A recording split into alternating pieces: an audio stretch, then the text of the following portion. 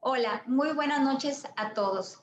Estoy muy contenta presentando nuevamente una de estas sesiones quincenales de la Asociación Mexicana de Gastroenterología en modalidad virtual. Y el día de hoy tengo el gusto de presentarles un programa que será dirigido y las intervenciones serán de gastroenterólogos pediatras. Tenemos con nosotros al doctor Rodrigo Vázquez Frías, quien es secretario de actas de mi mesa directiva. Muchas gracias, Rodrigo. Él es gastroenterólogo y nutriólogo pediatra, profesor de pediatría de la UNAM y director de la Clínica de Gastroinmunología del Hospital Infantil Federico Gómez. También es tesorero de la Sociedad Latinoamericana de Gastroenterología, Hepatología y Nutrición Pediátrica. Muchas gracias, Rodrigo. Muchas gracias, Maru, por la invitación.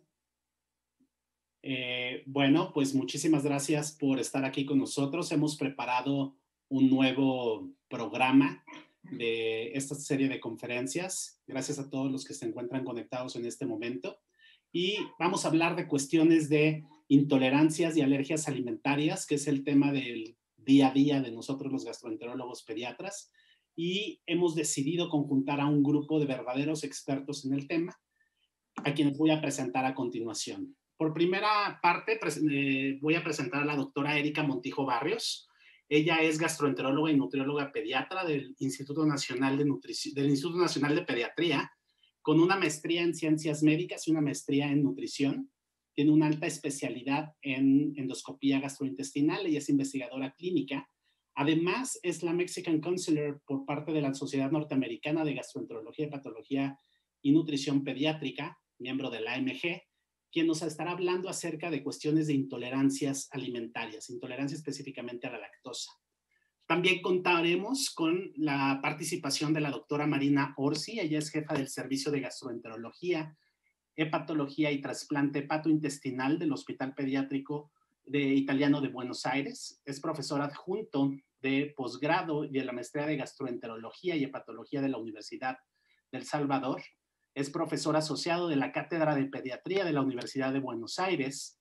Es past president de la Sociedad Latinoamericana de Gastroenterología, Hepatología y Nutrición Pediátrica y actualmente es la presidenta electa de la Federación de Sociedades de Gastroenterología, Hepatología y Nutrición Pediátrica. También contamos, por último, pero no menos importante, con el doctor César Firet Pozo Beltrán. Él es alergólogo e inmunólogo clínico pediátrico, egresado del Instituto Nacional de Salud Hospital Infantil de México, Federico Gómez. También hizo un fellowship de alergia alimentaria y diagnóstico molecular de alergia en el Hospital de Niño de Jesús de Madrid. Es profesor titular de la especialidad de pediatría por parte de la UNAM y es el presidente del Junior Member de la Sociedad Latinoamericana de Asma, Alergia e Inmunología. Muchísimas gracias por su participación y pues comenzamos. Gracias, Erika.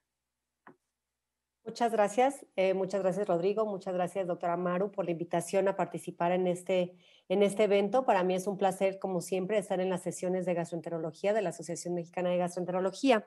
Muchas gracias a todos los que nos están escuchando, espero que todos se encuentren bien en sus casas.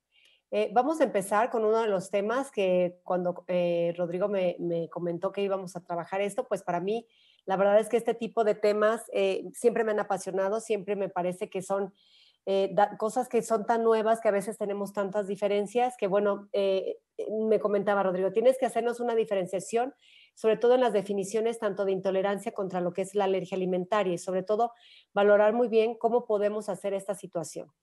Y justamente, bueno, en los objetivos que vamos a trabajar en los siguientes minutos será presentar las definiciones básicas de lo que son las reacciones adversas a los alimentos y aquí vamos a hacer un poco la diferenciación entre lo que es la intolerancia y lo que es la alergia alimentaria como tal. Vamos a analizar los síntomas que se encuentran entre ellas, son muy parecidos y por lo tanto puede haber algunas cosas que nos ayuden o nos orienten a diferenciar entre unos y otros y sobre todo vamos a platicar un poquito de las diferencias que podríamos encontrar entre los niños y que podría ser de los adultos. Como sabemos, cuando hablamos de me duele el estómago porque siento una alergia o porque siento una intolerancia, es muy difícil diferenciarlo. Hasta los mismos pacientes llegan y nos dicen, bueno, es que yo tengo, no sé si es una alergia o si tengo un problema con la leche o no. O incluso, no sé si a ustedes les ha pasado, pero en lo personal ya han llegado pacientes a mi consultorio diciéndome que tienen una, o que les diagnosticaron una alergia a la proteína de la leche de vaca, pero traen una fórmula, por ejemplo, sin lactosa, aunque las proteínas están normales.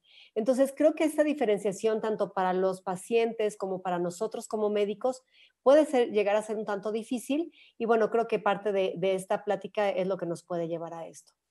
Cuando hablamos de reacciones adversas a los alimentos, podemos encontrar desde problemas de intoxicación, de infecciones, y más en un país como los nuestros, en donde estamos atravesando lo que son diferencias epidemiológicas, tanto hacia la desnutrición como hacia la obesidad. Y dentro de este grupo tenemos todos aquellos niños que pudieran estar incluso teniendo ciertas incapacidades o ciertos trastornos hacia la alimentación, que pueden ser derivados justamente ya sea de una intolerancia o de una alergia alimentaria.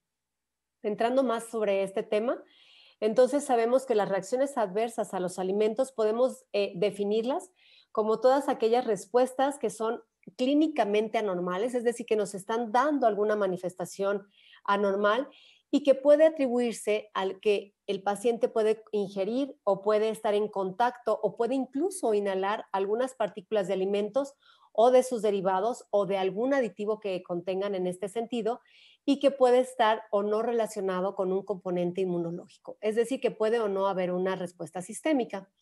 Ahí podemos tener o abarcar a lo que son las alergias alimentarias, y también, por otro lado, tenemos las intolerancias alimentarias.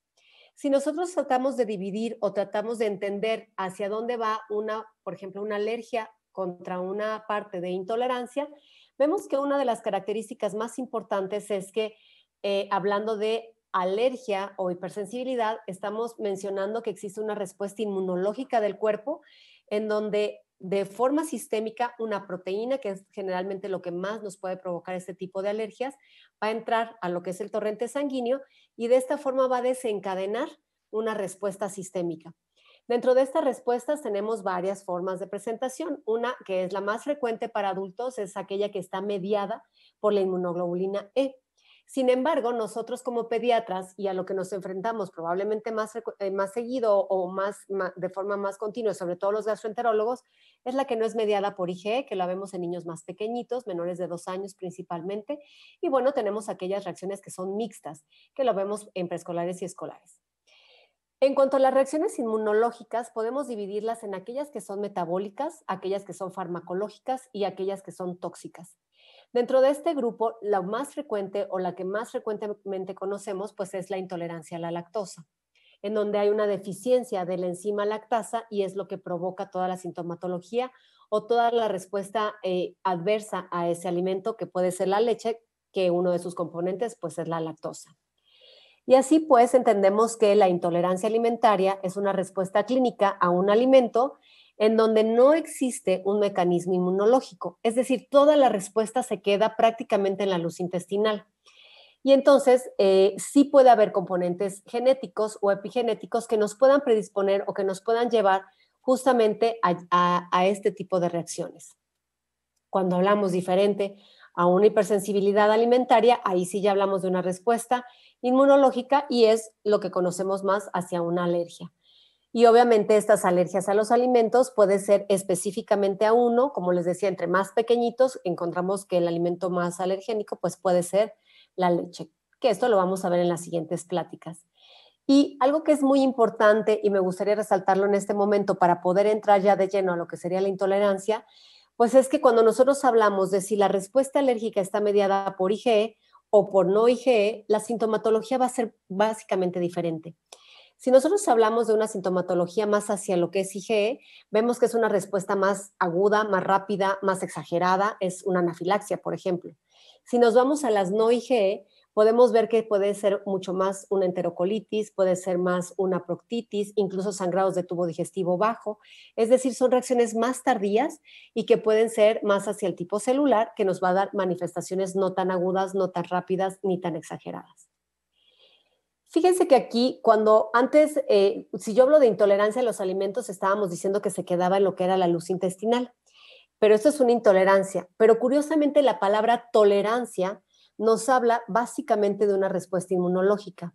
Y creo que esto también es importante definirlo, puesto que cuando hablamos de que yo puedo hacer tolerancia inmunológica a un alimento, ya estoy hablando de que es un proceso que se desarrolla por las células T a través del cual se puede lograr una homeostasis. Entonces, fíjense cómo hasta en estas situaciones nos podemos llegar a confundir en los términos, porque digamos que la respuesta correcta a una alergia sería una tolerancia inmunológica. Y si yo hablo de una intolerancia, pues es una respuesta más bien hacia una mejoría enzimática. Entonces, bueno, en ese sentido tenemos que tener cuidado con este tipo de situaciones. Cuando hablamos de la prevalencia de estas reacciones adversas a los alimentos, sabemos que en la mayoría de los adultos se refiere que una intolerancia alimentaria puede estar hasta en un 30% de los casos. Sin embargo, los adultos, cuando les preguntamos o nos referimos a ellos y les decimos si tienen algún problema con algún alimento, se puede levantar hasta el 90%. Es decir, mucha gente refiere que tiene un problema con el alimento, aunque difícilmente lo podemos caracterizar en alguno de los grupos. Decíamos que la intolerancia a la lactosa es la más frecuente de las reacciones adversas a los alimentos. Obviamente, ya vimos que no tiene un carácter inmunológico y va a depender mucho del tipo de raza al que nos estamos refiriendo para determinar su prevalencia. Por ejemplo, sabemos que la raza africana y asiática son los que tienen mayor cantidad de pacientes intolerantes a la lactosa y puede oscilar hasta en un 90 a un 95%. La población hispanoamericana, por ejemplo, nos vamos de un 50 a un 70%. Estamos hablando de población adulta. Y lo que serían las razas mediterráneas o las nórdicas, pues básicamente se van debajo del 15%. Esto es muy interesante porque finalmente esto va a depender mucho de la epigenética y de lo que es la evolución que ha tenido el ser humano a lo largo del tiempo. Ahora, si nos vamos, por ejemplo, a prevalencias de alergias alimentarias mediadas por IgE, es decir, nos estamos refiriendo un poco más también hacia adultos, adolescentes y adultos, se dice que está entre un 20 o un 15%. Y también puede ser que la percepción de los adultos puede ser diferente y al momento de hacer las pruebas pueda cambiar un poquito. Los niños, sobre todo la alergia a la proteína de la leche de vaca, se estima una prevalencia que puede llegar hasta el 7%, también dependerá de cada población. Ahora, las manifestaciones clínicas como tal de la intolerancia, decíamos que se quedaban en la luz intestinal y obviamente se parecen mucho a la alergia también. Sin embargo, la aparición del síntoma en los casos de intolerancia es muy dosis dependiente. Esto significa que, por ejemplo, si yo soy intolerante a la lactosa, no es lo mismo que me tome un traguito de leche a que me tome un vaso de leche. Los gramos de lactosa que puede digerir la capacidad de mi enzima para digerirlos va a ser diferente y esto va a provocar que haya más o menos síntomas en cada uno de los casos. No es lo mismo que yo tome, por ejemplo, 50 gramos de un queso manchego o un queso amarillo, por ejemplo, a que tome 200 mililitros de leche blanca. Entonces, ahí va a haber muchísima más cantidad de lactosa en la leche, totalmente diferente a lo que sucede en una alergia, que no depende de la dosis, puede ser hasta una gotita y eso desencadenar una anafilaxia. Nosotros sabemos que cuando hablamos de una intolerancia a la lactosa, lo que es muy importante es mencionar que cuando entra la leche, obviamente al intestino, se va a dividir en componentes. La lactosa requiere romperse, es un disacárido que necesita romperse en glucosa y galactosa para poder ser absorbido y poder hacer todas sus funciones dentro del organismo. Sin embargo, si esta lactasa no puede romper justamente esta molécula de lactosa, la lactosa sigue avanzando a lo largo del intestino y esto va a producir que las bacterias fermenten y entonces se puedan producir los síntomas. Así es que, por ejemplo, en la luz intestinal vemos en esta animación cómo va la disacaridasa, entra la lactasa y entonces rompe o puede romper totalmente el enlace y entonces puede absorberse perfectamente las moléculas ya como monosacáridos de glucosa y de galactosa. Sin embargo, si no se puede hacer esto y se sigue la lactasa hacia las partes finales del intestino, se va a encontrar con nuestra microbiota, se va a encontrar con estas bacterias que la van a fermentar se van a producir ácidos grasos de cadena corta, se van a producir gases como metano, como dióxido de carbono, y entonces esto va a provocar toda la sintomatología de gases, de incremento de la cantidad de ácido que hay en el intestino. Por eso es que hay evacuaciones que pueden, en caso de los niños, puede rozar su pielecita y puede oler ácida la evacuación. Siempre pensamos en la lactosa como el principal componente, sin embargo hay que recordar que también en los niños podemos encontrar alteración en la digestión y en la absorción de las proteínas, que básicamente puede producir la misma situación. Vemos que viene la proteína por la luz intestinal, tenemos algunas enterocinasas que rompen justamente estas grandes proteínas y pueden ser absorbidas al torrente circulatorio. Sin embargo, si esta proteína sigue avanzando, también puede encontrarse con la microbiota y ocurre lo mismo, es decir, hay fermentación, hay producción de ácidos grasos de cadena corta, hay producción de grandes cantidades de gas que va a dar la sintomatología final de lo que sería la intolerancia a la lactosa. De esta forma podemos tener diferencias básicas tanto entre las intolerancias como en las alergias. Ya vimos que en las intolerancias básicamente es un mecanismo intraluminal, es una deficiencia de alguna enzima en su mayoría de los casos. Hay náuseas, hay dolor abdominal, hay diarrea, se puede producir por la ingestión de algún alimento y la incidencia normalmente puede ser hacia las etapas mayores de la vida. Un niño puede tener menos intolerancia que ya un adulto en la etapa de los 40 o 50 años. Y las intolerancias más frecuentes son a la lactosa. Las alergias totalmente diferente, como decíamos, es algo sistémico. Y aquí es donde empezamos a movernos un poquito en el rubro de cómo un trastorno funcional puede estar dentro de este grupo de situaciones. Sabemos o se sabe que en algunos trastornos funcionales puede haber o se pueden relacionar justamente con esa degranulación de los mastocitos y que puede alterar o que puede cambiar a esos mediadores de lo que es los nervios y nos puede llevar a una dismotilidad gástrica. Entonces, hemos visto ahora que esta asociación entre enfermedades funcionales y la presentación de mastocitos. También hemos visto que puede haber hipersensibilidad visceral y el apoyo con ketotifeno en algunos síndromes de intestino irritable. Y algunos trabajos nos marcan ya, por ejemplo, que las alergias o algunos tipos de alergias, sobre todo la proteína de la leche de vaca, puede ser un factor de riesgo importante en los trastornos funcionales del niño y del adolescente. Y esto es importante porque a veces tenemos al adolescente que nos llega con datos como de intolerancias, con datos como si fuera un colon irritable, pero aún no entra en la etapa del adulto, pero tenemos un antecedente de alergia que puede empezar a conjuntar justamente todos estos trastornos y nos puede llevar a la presentación de estas situaciones como el colon irritable. Por ejemplo, en este estudio que les presento aquí, nos habla de algunas intolerancias alimentarias y cómo lo percibe cada uno de los niños y cómo se relaciona con el síndrome de intestino irritable. Entonces, sí puede el paciente referir, o sí nos refieren los niños que sienten molestia justamente al comer ciertos alimentos. Entonces, en este artículo los clasifican por frutas, por vegetales, alimentos con leche, algunos condimentos, algunas proteínas y carnes. Y vemos en este cuadro cómo, por ejemplo, sí podemos encontrar significancia en productos de la leche, es decir, el paciente con intestino irritable o el niño con intestino irritable nos refiere más molestias hacia lo que serían los alimentos derivados de la leche, hacia algunos granos, por ejemplo, y hacia algunos jugos o bebidas azucaradas. Y si lo vemos en este cuadro, por ejemplo, los alimentos que están identificados como más frecuentemente molestos para un paciente con intestino irritable, o por lo menos es la percepción del paciente, pues en primer lugar está la leche de vaca, los alimentos o las comidas rápidas y los quesos o derivados de la leche, como lo habíamos visto en las anteriores.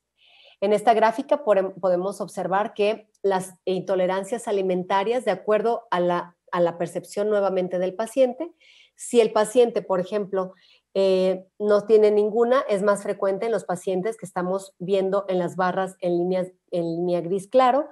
Ellos prácticamente no perciben, o el paciente sano no percibe ninguna intolerancia alimentaria. Cuando nos vamos a ver si tienen 1 o 2 molestias, o 3 a 5, incluso 6 a 9, vemos cómo la línea en gris oscuro se levanta mucho más, y esto es porque el paciente con molestias o con intestino irritable tiene más o refiere más intolerancias a más alimentos en relación con el individuo sano. En este otro artículo nosotros podemos, por ejemplo, ver cómo se trató de determinar si había una relación con la IgE o una mediación de alergia con lo que era el intestino irritable, y en los niños lo que se observaba era que se podían traslapar todas estas entidades. El paciente con alergia podía referir algunas intolerancias alimentarias que las vemos como traslapadas justamente en el cuadro que es morado, y en algunos casos de estos pacientes podíamos tener elevaciones de IgE, pero solamente se observó en el 14.8%, a diferencia de todo el paciente con intestino irritable, que podía ser hasta la mitad de la población de los niños con intestino irritable. Esto parecería que sí, aquí sí nos podríamos hablar de que una alergia a un paciente atópico puede desarrollar o es un factor de riesgo para hacer una enfermedad inflamatoria intestinal, perdón, un intestino irritable. Sin embargo, esto es en niños. ¿Qué sucede cuando buscamos algo en adultos? Me llamó mucho la atención este artículo, que es aparece en el 2020, y justo ellos buscan más o menos la misma situación de si los pacientes que están teniendo esta parte de intestino irritable tiene relación con intolerancias o con alergias. Y fíjense cómo aquí los síntomas o la sintomatología más frecuente, el promedio de edad aquí ya es de 43 años, sí tenían algunos padecimientos dermatológicos, muy pocas alergias alimentarias se descubrieron, solamente el 1.5%, es decir, de los 406 pacientes, solamente 6 presentaron IgE positivas, pero el síndrome oral alérgico 8.6 únicamente. Pero lo que es muy interesante es que sí la intolerancia a aminas biogénicas, es decir, aquellos alimentos en donde pueden producir o se puede cambiar hacia histamina, era muy frecuente, se dice que hasta arriba del 50%. Así es que ellos concluyen que un paciente adulto con algunas alteraciones de intestino irritable tenía más relación a intolerancias de algunos componentes de algunos alimentos, como pueden ser las aminas biogénicas, que a algunas alergias. Es decir, se estaban sobreestimando al menos las alergias alimentadas relacionadas con la IgE. Por lo tanto, ellos concluyen que debe ser valorarse adecuadamente cuál es la reacción alimentaria que está ocurriendo, y vemos cómo podemos encontrar algunas diferencias entre adultos y niños que nos pueden también confundir en ciertas situaciones y pueden hacer que nuestro tratamiento se dirija hacia uno o hacia el otro de los lados. Así pues, con esto me gustaría concluir que finalmente lo que es la reacción adversa a los alimentos es muy frecuente tanto en la infancia como en la etapa adulta. Sin embargo, la diferenciación entre una intolerancia y una alergia es muy complicada y requiere una historia clínica muy detallada, que en la mayoría de los casos podemos apoyarnos en algunas pruebas específicas, y además que la percepción del paciente en cuanto a su reacción adversa es muy sobreevaluada. Es decir, normalmente el paciente puede llegar diciéndonos que tiene una alergia, pero no siempre se puede demostrar como tal la misma alergia. Y además, siempre estos conceptos de intolerancia, alergia, tolerancia, etcétera, debemos de tenerlos muy, muy concentrados o muy adecuados, muy claros en nuestra percepción para poder ayudar a estos pacientes. Muchas gracias por su atención.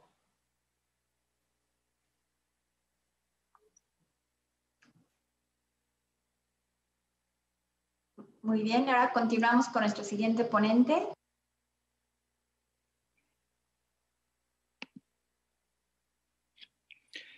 Bueno, buenas noches. Primeramente, muchas gracias por la invitación a la Asociación Mexicana de Gastroenterología. Muchas gracias al doctor Rodrigo y a la doctora María Eugenia por esta invitación. La verdad que es un privilegio que me hayan invitado en esta sesión. El día de hoy, bueno, continuando con el programa, vamos a hablar un poquito de la utilidad de las pruebas in vivo e in vitro en la alergia alimentaria. Estos son mis conflictos de interés. Y vamos a ir desarrollando esta sesión con diferentes puntos importantes. Ya se dieron algunos puntos, pero es importante para darle seguimiento a esto, volverlos a comentar muy rápidamente. Hemos visto, y como ya lo comentó muy bien la doctora Erika, acerca de las definiciones de alergia e intolerancia y de la diferencia que hay entre cada una de ellas. Y es bien importante saber que los pacientes que tienen alergia alimentaria va a ser una respuesta inmune y que estas tienen que ser reproducibles, ¿no? El paciente no puede decir, pues si me como el guacamole no me pasa nada, pero el aguacate sí lo puedo comer sin problema, ¿no? Entonces, siempre hay que hacer estas preguntas que son muy importantes y sobre todo que los síntomas van a ser reproducibles. Y esta alergia alimentaria puede ser a una o más proteínas y esto lo vamos a ver conforme vayamos viendo la clase. Esta clasificación que ya también la mencionó la doctora, mediada por IgE, las mixtas o las no mediadas por IgE. Y cada una de ellas van a tener diferentes espectros clínicos importantes también, ¿no? Esta clasificación me gusta mucho, es de la guía alemana de alergia alimentaria y la quiso dividir en dos grupos muy importantes que a mí se me hace muy fácil de poder entender la alergia alimentaria, y una de ellas es la alergia alimentaria primaria, donde la sensibilización va a ser puramente gastrointestinal, y eso va a estar asociado más a alergenos predominantemente estables, o sea, que no se puedan alterar con la digestión, con la pepsina o bien con el calor. Y la segunda parte sería la alergia alimentaria secundaria, que esta va a ser a través de la sensibilización primaria por aeroalergenos. Generalmente esta va a ser por reactividad cruzada a uno o a diferentes alergenos también, o que hablamos ahora de panalergenos. Sabemos que estos generalmente son más termolábiles, ¿sí? Y sobre todo vamos a ver diferentes síndromes asociados a ellos. Estos síndromes generalmente los encontramos más en pacientes adolescentes y adultos, sin embargo, ahorita en niños también se han estado encontrando constantemente. Y bueno, ya hablamos, el cuadro clínico puede ver en diferentes lugares y puede estar diferentes aparatos y sistemas involucrados en los síntomas clínicos. En la piel podemos ver sobre todo urticarias, dermatitis, eritemas, angedema o rash. Gastrointestinal, ustedes no les voy a venir a decir más, pero náuseas, vómito, dolor abdominal, reflujo gastroesofágico, respiratorio, sobre todo en aquellos pacientes, y pueden tener manifestaciones tanto de vías aéreas altas como vías aéreas bajas también, ¿no? Y pues los síntomas sistémicos, que estos son los más graves y asociados a anafilaxia. Recordemos que anafilaxia no solamente va a ser aquellos pacientes que tengan choque anafiláctico, sino que también van a ser aquellos pacientes que pueden tener síntomas que a lo mejor no hacen choque, pero ya cuando se involucran dos órganos o dependiendo del el ambiente que esté el paciente va a ser el diagnóstico, ¿no? A veces no solamente si sabemos ya a qué es alérgico el paciente y tiene un solo síntoma, pues obviamente o dos ya va a ser anafilaxia específicamente. Y bueno, la clasificación ya lo vimos, este cuadro me gusta mucho, se ha ido modificando, generalmente todas las academias de alergia han ido modificando y añadiéndole un poquito más a este cuadro, y habla mucho del mecanismo inmunológico, del tipo de hipersensibilidad, el tiempo que generalmente se presentan los síntomas, qué entidades patológicas se relacionan con cada uno de estos mecanismos, en qué edades podemos encontrar más esta sintomatología y qué metodología diagnóstica podemos utilizar en ellos. Y aquí me voy a detener un poquitito.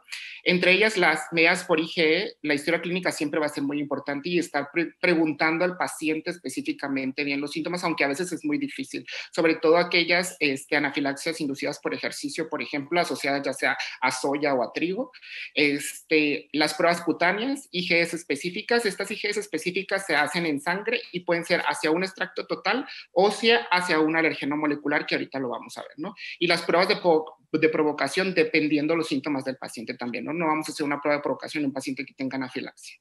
En las mixtas también podemos utilizar estos métodos diagnósticos utilizados generalmente para pacientes que tienen alergia mediada por IgE. Y ya en las no mediadas por IgE, pues ustedes las conocen muy bien, entre ellas endoscopías, biopsias, entre otras, ¿no?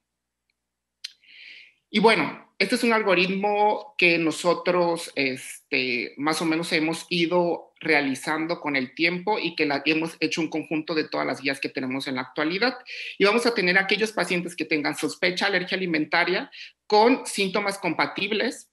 Estos pacientes primero los tenemos que dividir en dos grandes grupos. Primero, aquellos pacientes que ponen en riesgo la vida, ¿sí? O aquellos pacientes que no ponen en riesgo la vida.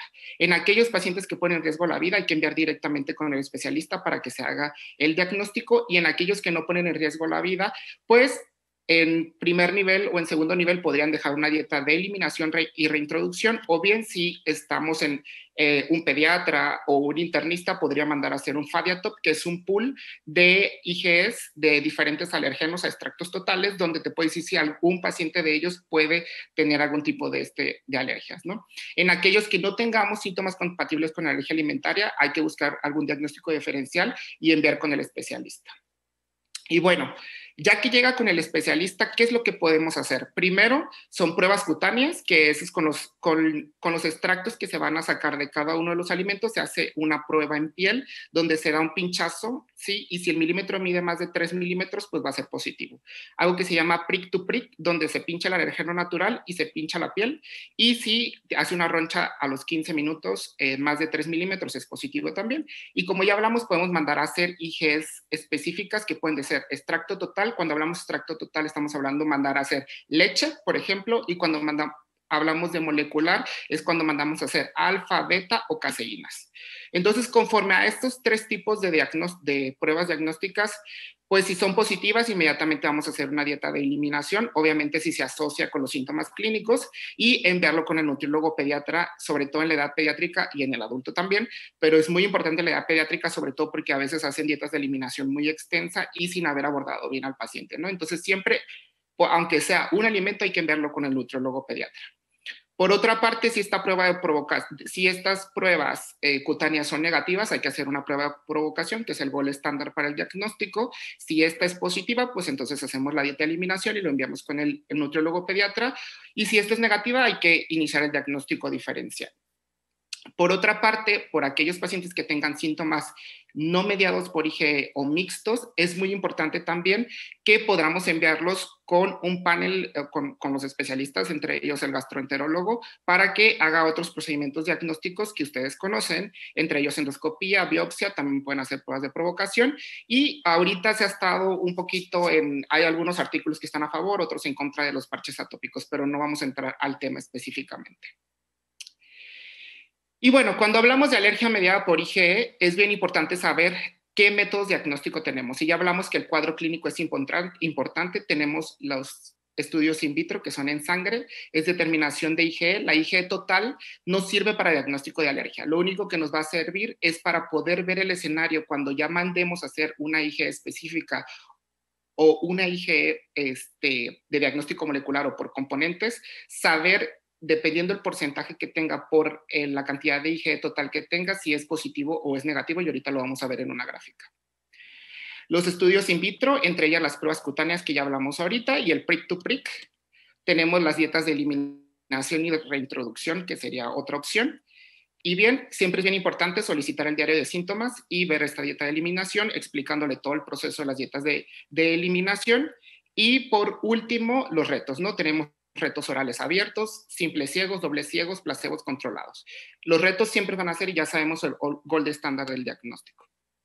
Y bueno, las guías, sobre todo la EASI, que es la europea de alergia, sí ya emitió recomendaciones, entre ellas que los estudios para IgE deben de ser guiados por la historia clínica del paciente, que eso nosotros ya lo sabemos, que tanto la sensibilización de alimentos como de alergenos debe de estar valorada tanto con una prueba cutánea como con una IgE específica también, y que ellos recomiendan realizar estas 2 pruebas para apoyar el diagnóstico de alergia alimentaria.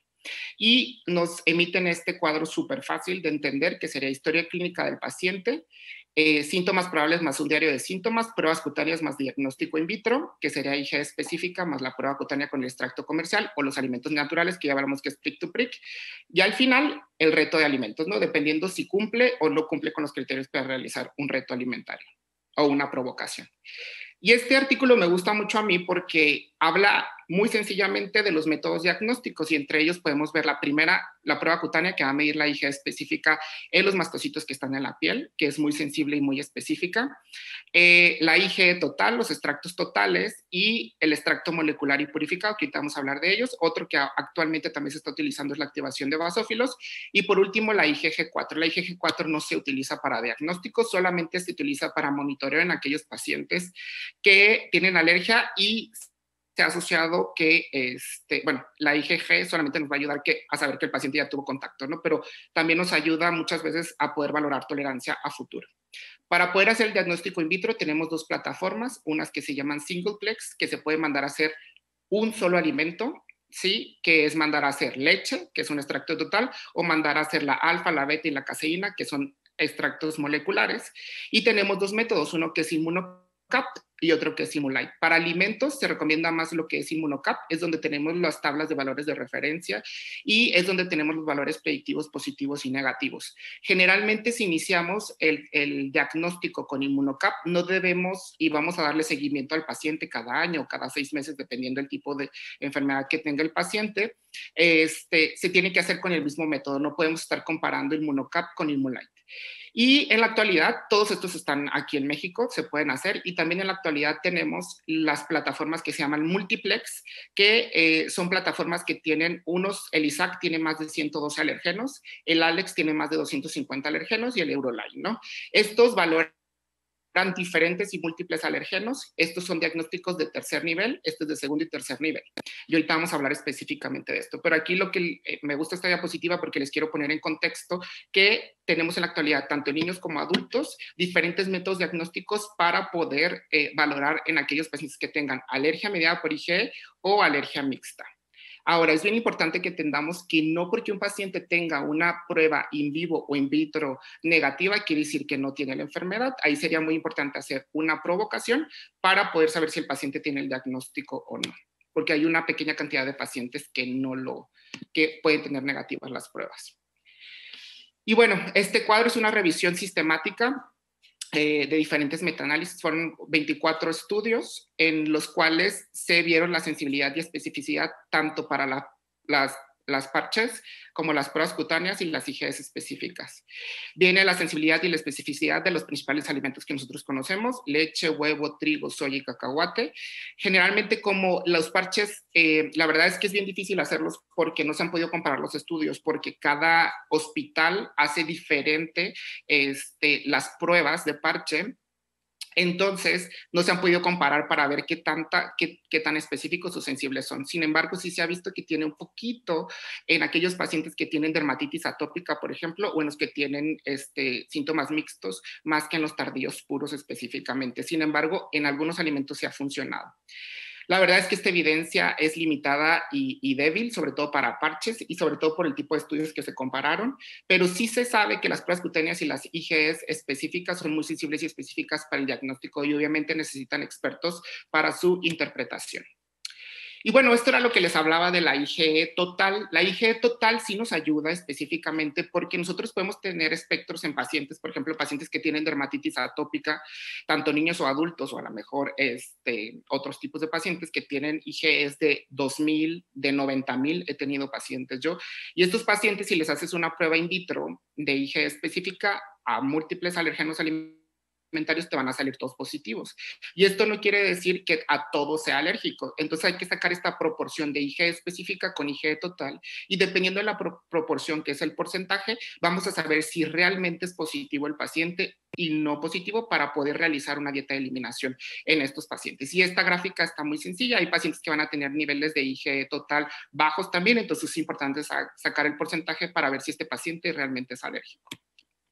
Y bueno, algo que ya habíamos tocado también, la IgG o IgG4 específica para alimentos no son pruebas adecuadas para el diagnóstico de alergia alimentaria, tienen baja especificidad y alta variabilidad, tienen resultados positivos en individuos sanos y obviamente es normal que esta IgG aumente posterior a un contacto repetitivo de la proteína, ¿no? Entonces esto nos tiene que quedar muy claro, la IgG no sirve para diagnóstico, entonces no hay que hacer gastar al paciente en mandarle a hacer IgGs a miles de alimentos porque cuando llegue con el especialista, pues no va a servir de nada y va a tener que volver a gastar en otras pruebas diagnósticas.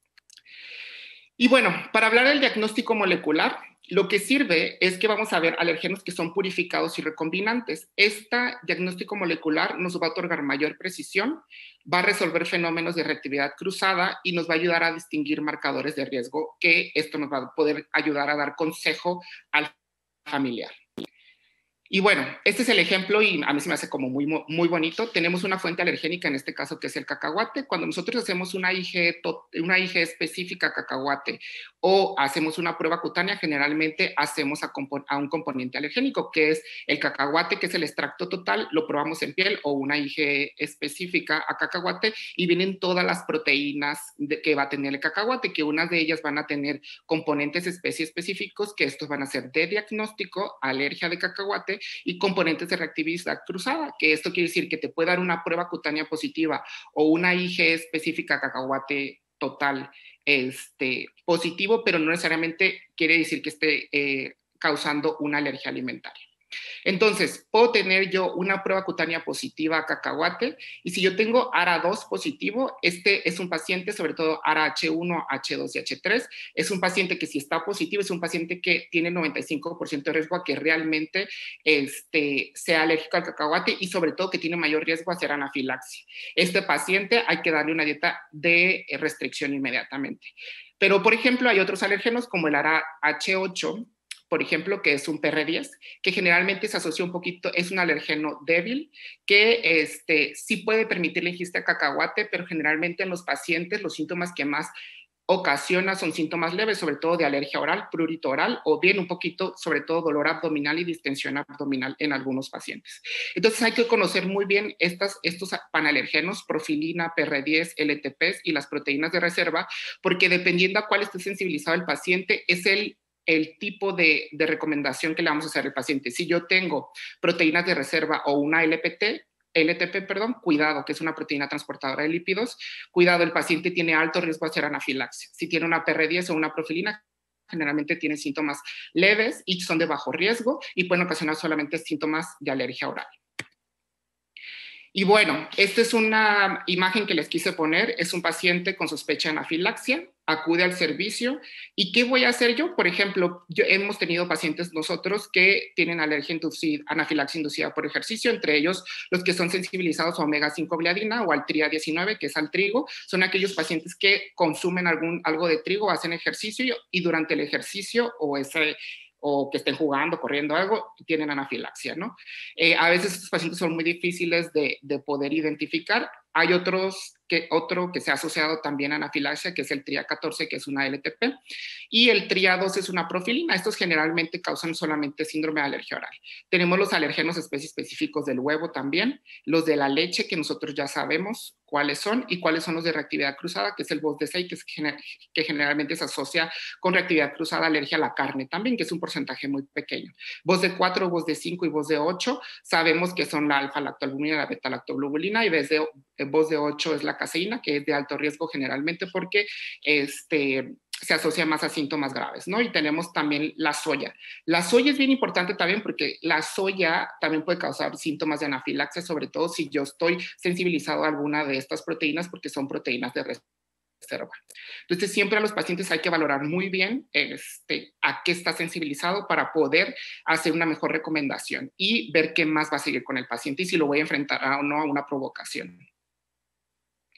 Las indicaciones, tenemos diferentes indicaciones, sobre todo pacientes que tengan anafilaxia, pacientes que estén polisensibilizados o que tengan una alergia alimentaria que con los métodos comunes no podamos realizarlos, ¿no? También en aquellos pacientes donde no encontremos o que los síntomas no estén muy claros o que a pesar de que ya se le abordó no encontremos la causa de lo que le esté pasando al paciente también, ¿no?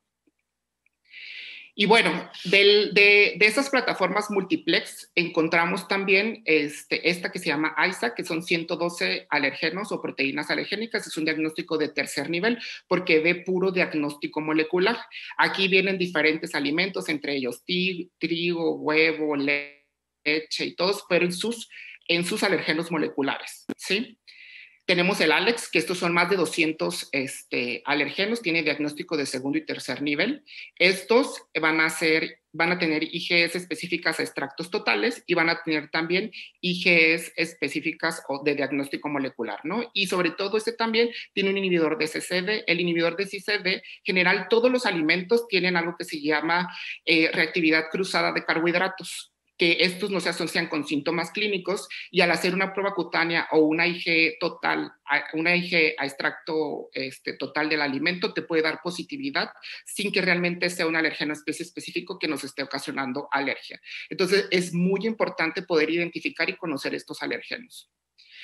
Hay una buena correlación entre el ISAC y el ALEX, esto ya dependiendo de ustedes cuál quieran utilizar y en cuál tengan experiencia también, y sobre todo el costo, ¿no? Que también hay diferencias de costos entre uno y otro. Y bueno, algo que lo van a ver tanto adultos como niños y que se está viendo actualmente es el síndrome de polen para alergenos alimentos. Esto nos puede dar síntomas tanto a nivel neurológico, cardiovascular, respiratorio y gastrointestinal en piel, y pueden ir desde síntomas leves hasta síntomas graves. De hecho, nosotros aquí en México tenemos muchísima sensibilización a estos que se llaman homólogos de B1, sobre todo en el centro de la República, asociado a ALNUS, no tanto porque nosotros no tenemos abedul en México. Entonces, generalmente la sensibilización primaria es a través del ALNUS, que es el árbol, y luego, conforme va pasando la vida, inician con síntomas de alergia oral. Y bueno, estos son diferentes tipos de pólenes asociados a diferentes alimentos. Aquí los estamos viendo y vemos que, por ejemplo, la profilina, que también, sobre todo al norte o en las áreas de playa, esta profilina está muy asociada. Generalmente la primera sensibilización puede ser a lo que es la palma, ¿sí? O algún otro polen, alguna maleza o algún pasto como un fleum, y luego empiezan a tener síntomas de alergia oral con diferentes alimentos. Pueden ser con plátanos, con papaya, con sandía, con algunos con coco, algunos con pistache, con diferentes rosáceas y demás, ¿no? Hay pacientes que pueden llegar a tener síntomas graves también, por ejemplo, con el coco o con la zanahoria. Entonces también hay que tener mucho cuidado con eso, y la verdad es que esto antes no lo conocíamos y no sabíamos cuál era la asociación entre estas verduras, estas frutas y la polinización. Entonces es bien importante que en conjunto, tanto gastroenterólogos, alergólogos y los nutriólogos, hagamos un equipo importante para poder llegar al mejor diagnóstico y darle una mejor recomendación al paciente. Ahora, bueno, aquí les puse diferentes clases de alergenos, ¿sí? Se llaman clase 2 generalmente porque estos alergenos no ocasionan síntomas graves, sin embargo ya se ha visto que sí pueden ocasionar síntomas graves también. Son alergenos menores que generalmente se asocian a síndrome de alergia oral.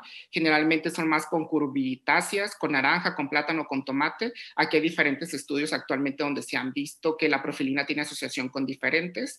Ahorita hay algo que se llama gliberelina, también que se asocia con el ciprés, sobre todo los que viven en Toluca, por ejemplo, empiezan a tener síntomas con cítricos.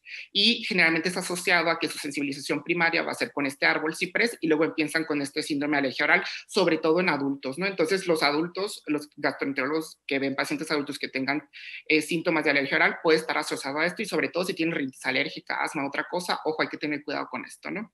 Sin embargo, a pesar de que la profilina se ha asociado a síntomas leves, también se ha visto que en algunos pacientes que tengan alta exposición a lo que son alergenos de gramíneas, ¿sí? O de pólenes de pastos, también pueden hacer síntomas graves, ¿no? Entre ellos, sobre todo, síntomas gastrointestinales. Hemos visto también que estos panalergenos, que la verdad es que estaban asociados a síntomas leves, tanto los homólogos de B1 y la profilina, se han asociado con síntomas graves, a pesar de que en toda la literatura vienen como síntomas leves, ¿no? Y esto lo hemos visto aquí en México. Ahorita estamos por publicar un estudio también sobre las diferentes áreas de México, norte, centro y sur, con qué panalergenos están más sensibilizados nuestros pacientes con alergia y qué síntomas tienen. Y bueno, ¿cuáles son las indicaciones para un reto de alimentos? Lo primero es alergia mediada por IgE, sí, que ahorita es la que nos vamos a enfocar, y alergia no mediada por IgE. Sobre todo en aquellos pacientes que ya después, que no tuvieron síntomas graves, anafilaxia, son los pacientes que debemos hacer un reto o una provocación para hacer un diagnóstico mucho más certero, ¿no? Y sigue siendo, ya sabemos, el estándar de oro para el diagnóstico de alergia alimentaria, que esto es muy importante, ¿no? Hacerlos. También tenemos un estudio ahí para hacer retos dobles ciegos placebos controlados, donde el sabor y todo no se ve. Entonces, también ayuda mucho, sobre todo en aquellos pacientes que tienen mucho miedo a la provocación, ¿no? Y bueno, ya para terminar, sabemos que los puntos de corte para el diagnóstico in vitro con IgE específica alimentos tienen un alto valor predictivo positivo del 50 y 95%, y se basan a Immunocap, no para los otros equipos de estudio, y están aquí, se pueden hacer en México. El diagnóstico molecular es una herramienta útil para precisar el diagnóstico, optimizar tratamiento y sobre todo también para hablar sobre pronóstico con el paciente. Siempre debemos correlacionar, y eso es para todo, el resultado in vitro, in vivo y la clínica. Siempre es bien importante, no solamente basarnos en los puros estudios in vitro o in vivo, ¿no? Siempre es bien importante preguntar la sintomatología, los tiempos y todo eso. Y sabemos que el reto doble ciego placebo controlado, el simple ciego o cualquier provocación que queramos hacer es el estándar de oro de diagnóstico para alergia alimentaria. Hay que saber escoger muy bien a qué pacientes vamos a hacer este reto. Tiene que ser por alguien que tenga experiencia y en la situación o en un hospital o en lugar donde esté mejor controlado el paciente. Y pues muchas gracias por su atención. Bueno, a continuación vamos a darle la palabra a la doctora Marina Orsi, la cual nos está acompañando desde Argentina. Muchísimas gracias. Bueno, muchísimas gracias al comité organizador, a María Eugenia, a Rodrigo por permitirme y a todo el comité organizador por permitirme compartir con ustedes una charla para mí muy importante. Quiero felicitar a Erika y a César por las excelentes exposiciones. Vamos a hablar desde la óptica del pediatra.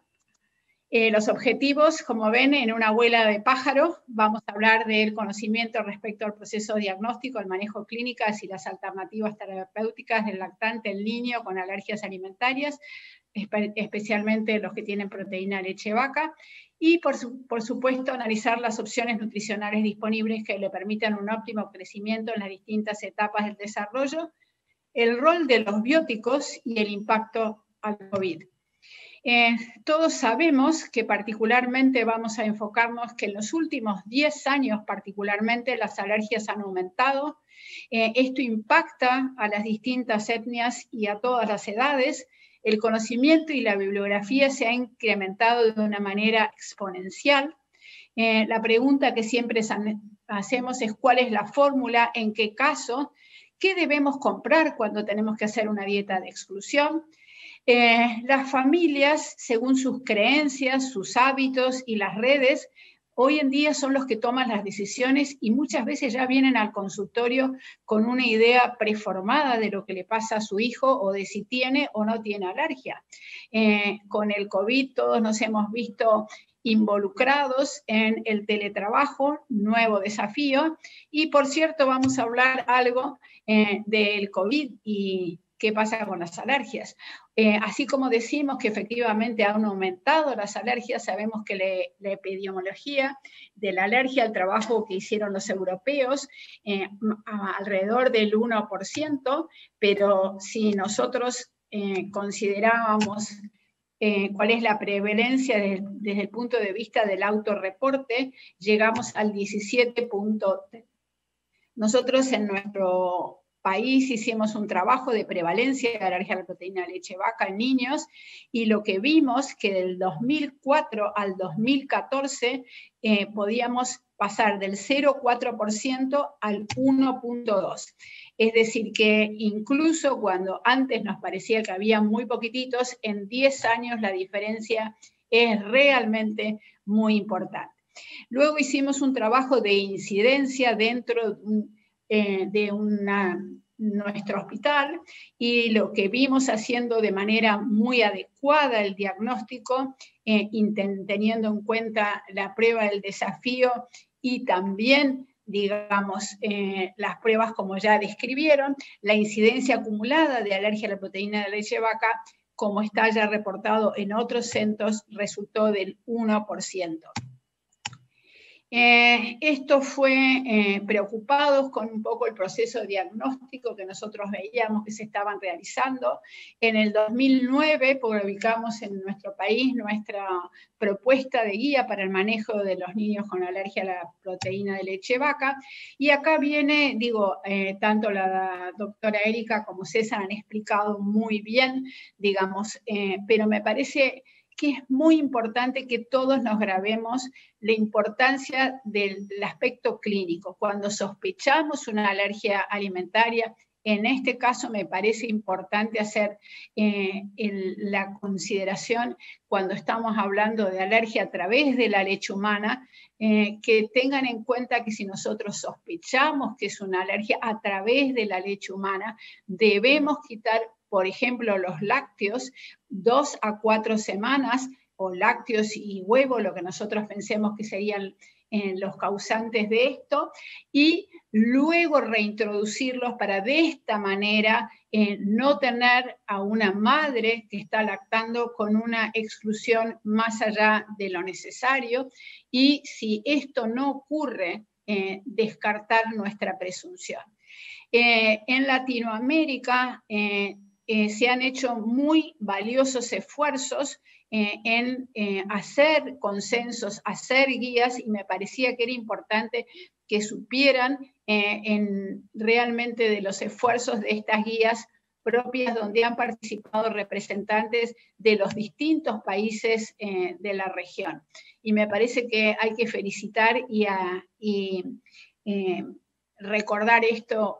Y la Sociedad Europea ha hecho también en el 2012 el algoritmo diagnóstico, donde nuevamente, y esto es lo que quiero que quede muy grabado para todos, la importancia del proceso diagnóstico clínico. Sospecha, quitar el alergeno y volver a reintroducirlo. Si esto no ocurre, no es una alergia al alergeno que estemos considerando.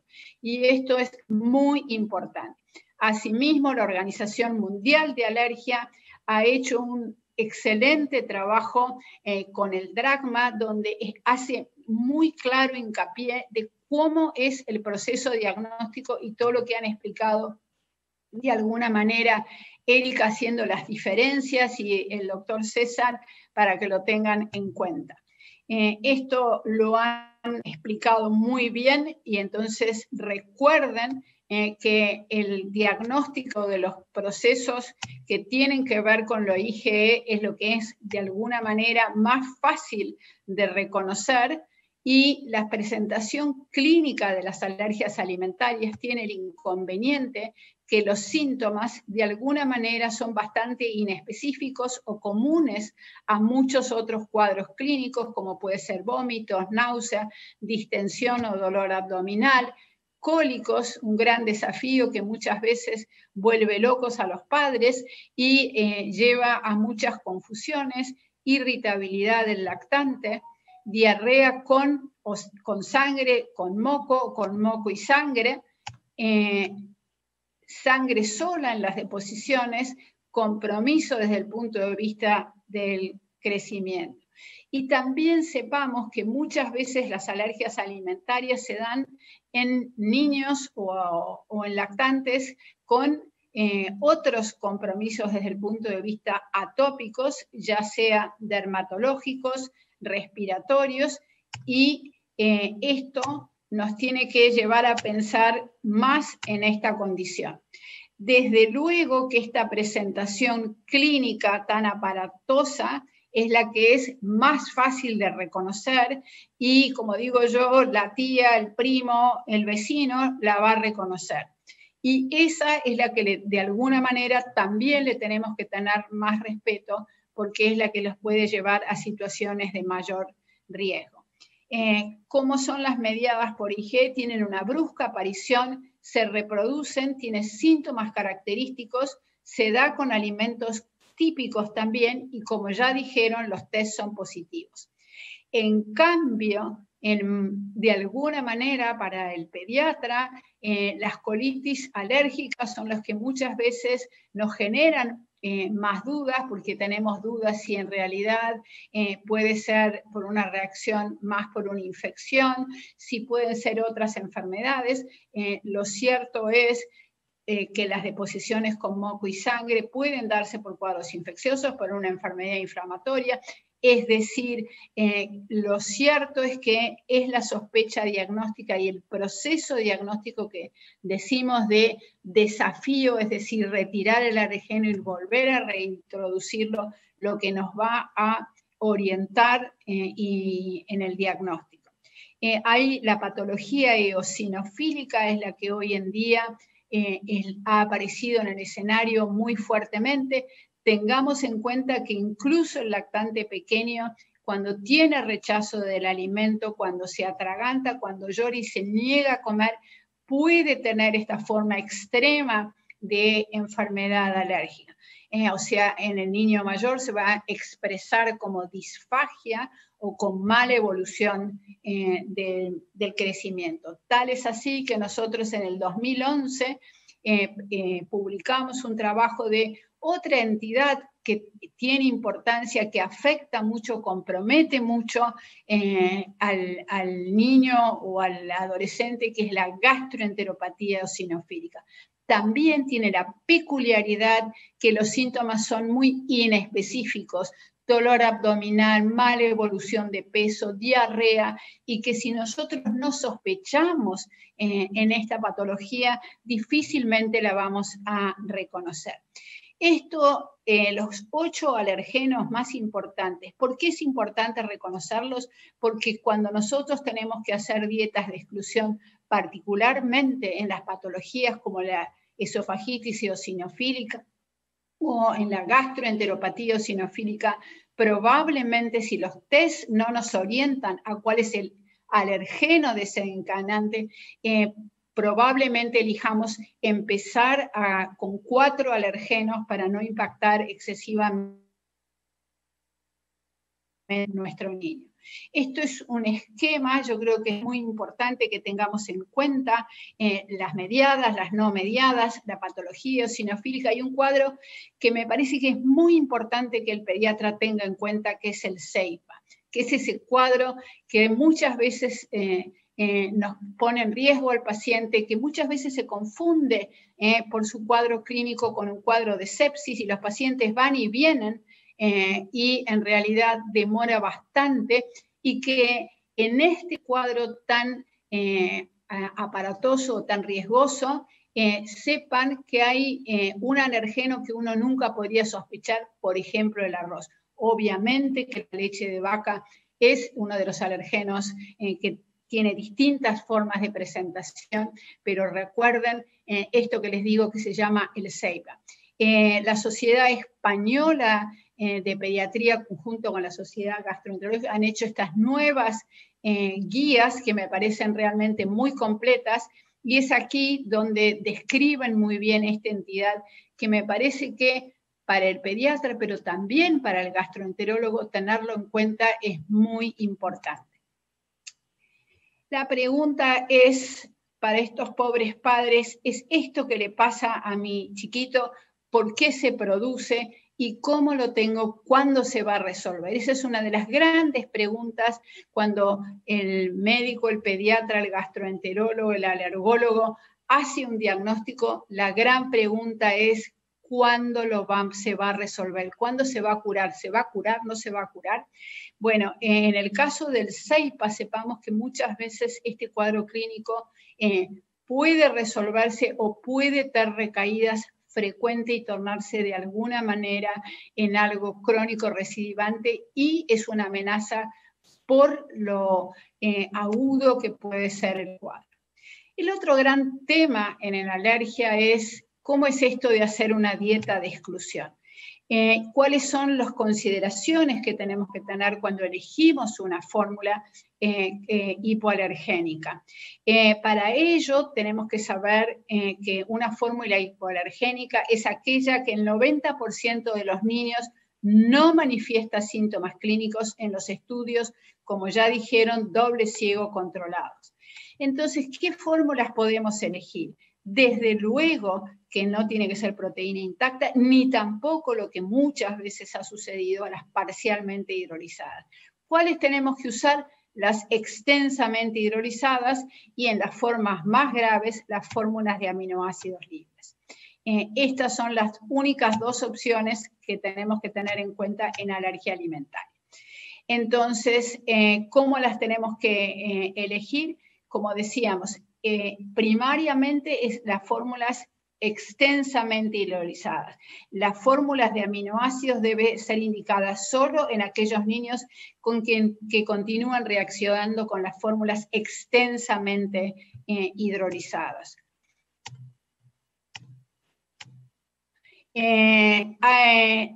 Como les decíamos, el dragma es de alguna manera la Biblia de cómo es el proceso diagnóstico en cada una de las alergias alimentarias. Entonces, la pregunta es, ¿cómo es la dieta? Cuando nosotros decimos que tenemos alergia a la leche de vaca, no estamos diciendo que el lactante es alérgico a la vaca, es alérgico a la proteína de la leche de vaca. ¿Esto qué queremos decir? Que las carnes que provienen de la vaca no tienen secuencias que resulten alergénicas. También es importante que cuando tenemos una alergia a la proteína de leche vaca no debiéramos usar leche de otros mamíferos. ¿Por qué? Porque pueden tener reacciones cruzadas. Lo mismo que pasa con la soja, pueden tener reacciones cruzadas y no debieran utilizarse.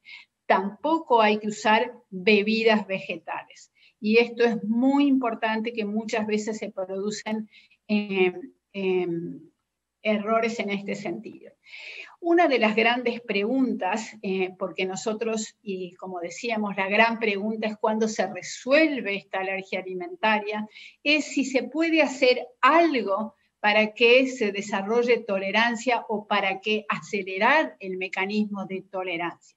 Y este es un trabajo muy interesante, donde uno de los autores que ha trabajado mucho en este tema es el doctor Bernie Canani, y ustedes quizás conocen esta publicación donde se hicieron un estudio comparando distintas fórmulas para ver con cuál de ellas se lograba tolerancia antes, y comparaban una fórmula extensamente hidrolizada, una hidrolizada con un probiótico, una fórmula hidrolizada de arroz, una fórmula de soja y una fórmula de aminoácidos. ¿Y qué es lo que vieron? Exactamente que desde luego, si comparábamos el hidrolizado extenso con el aminoácido, el hidrolizado extenso se logra tolerancia anterior a los aminoácidos, pero si al hidrolizado le agregábamos el LGG, se lograba una tolerancia anterior. Y que esto es superior, desde luego, a las fórmulas de arroz y a las fórmulas de soja. ¿Y por qué esto es importante? Cuando tenemos que elegir la fórmula, estos criterios son importantes, es decir, hasta cuándo tenemos que utilizar fórmulas especiales y cuándo va a poder nuestro niño, nuestro lactante, resolver su problema de alergia, cuándo va a volver a una dieta más normal. Y este es un nuevo trabajo del grupo de Bernie Canani, publicado en el 2017, donde hace otra reflexión que me parece muy importante tenerla en cuenta, que cuando teníamos la fórmula de hidrolizado con el LGG, no solo se disminuía, digamos, se lograba una mejor tolerancia, sino que también disminuían otras manifestaciones de alergia. Y esto también es importante que lo tengamos en cuenta cuando la alergia alimentaria está asociada, por ejemplo, al compromiso dermatológico. Sepan que la leche animal no es igual que la leche vegetal. Por eso hay que tener en cuenta cuando elegimos la fórmula. ¿Qué pasa con el uso de la soja? Que hace muchos años que no había otras opciones, muchos hemos usado la soja, pero tengan en cuenta que las fórmulas de soja tienen altas concentraciones de isoflavona, 1 a 2% de fitatos y también mayor concentración de aluminio. Y entonces, por otro lado, los hidrolizados de arroz juntos con la soja son segundas opciones. Sobre todo, no se recomienda la soja en menores de 6 meses. Es decir, si se va a usar la soja, se recomienda no hacerlo muy tempranamente. ¿Qué pasa con las fórmulas de arroz? ¿Cuáles son las reflexiones en relación a los hidrolizados de arroz? Que tiene un riesgo potencial del arsénico inorgánico que debe ser declarado y sus potenciales riesgos considerados. Entonces tengan en cuenta, porque muchas veces se plantean por condiciones de que la palatabilidad muchas veces es más fácil, tanto en las fórmulas de arroz como las de soja, pero tengan en cuenta estas otras consideraciones. La otra pregunta que nos hacen siempre los papás, los abuelos, o quien está a cuidado de nuestro lactante o nuestro niño con alergia a la proteína de leche de vaca, es si se le puede agregar esencia de vainilla, azúcar. Bueno, lo cierto es que esto no se recomienda. A veces uno lo hace para tratar de alguna manera de facilitar que se adapte a esta nueva fórmula, pero lo ideal sería que esto no ocurra. Cuando nosotros diagnosticamos una alergia a la proteína de leche de vaca, imagínense que la leche de vaca está incluida en muchísimos alimentos que nosotros no nos podríamos ni imaginar.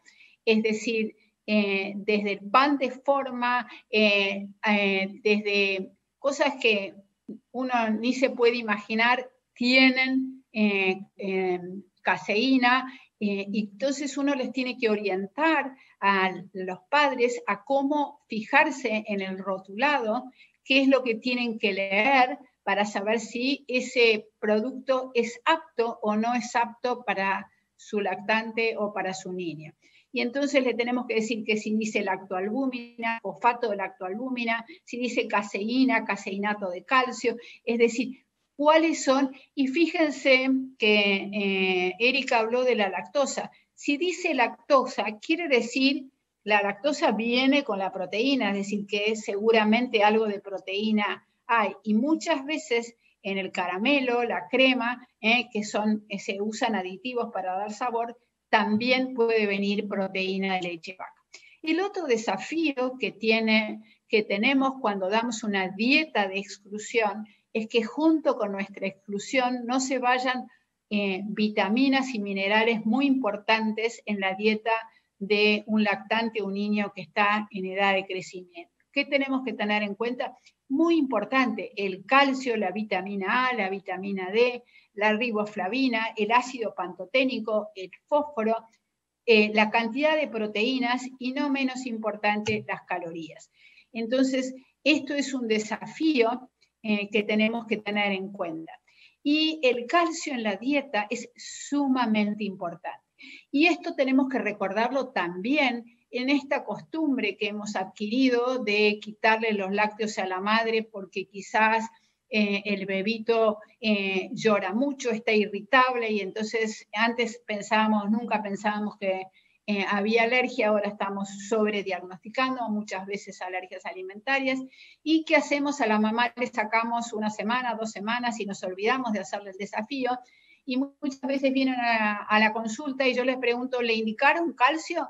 Y nadie se acuerda que si uno hace una exclusión dietaria, tiene que de alguna manera reponer el faltante en función de la dieta que uno está haciendo. Recordemos que desde el punto de vista de la prevalencia, la leche de vaca es del 2 al 7.5% de la población tiene alergia a la proteína de leche de vaca, el huevo más o menos 1.6%, y el cacahuete, que en los países, digamos, sajones, es realmente mucho más frecuente todavía que en nuestra región, y luego están la nuez, pescado, la soja, el trigo y el marisco.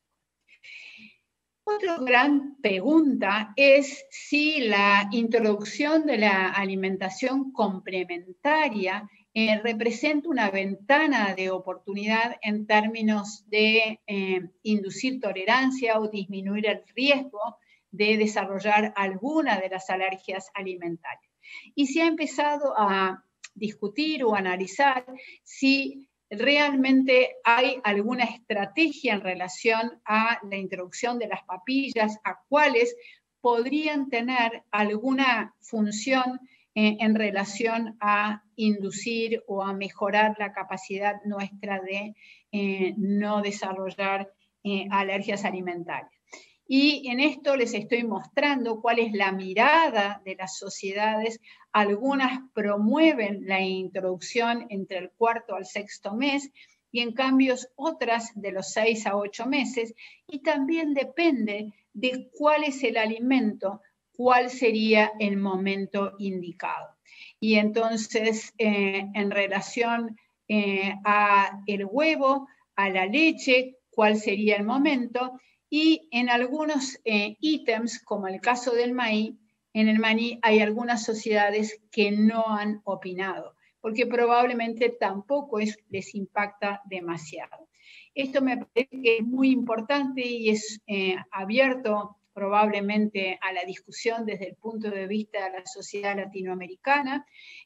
¿Por qué? Porque este es un documento en relación a la sociedad europea, pero habría que pensar si en Latinoamérica cuál sería la estrategia de alimentación complementaria más adecuada en función a nuestra realidad y a nuestros hábitos alimentarios.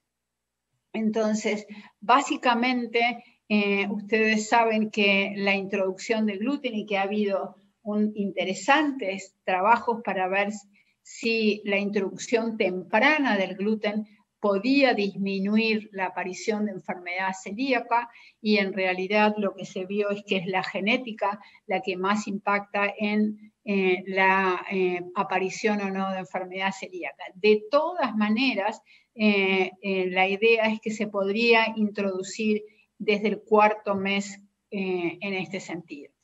La otro gran desafío es cuánto va a impactar la dieta de eliminación en el estado nutricional en aquel niño que tiene más de una alergia alimentaria.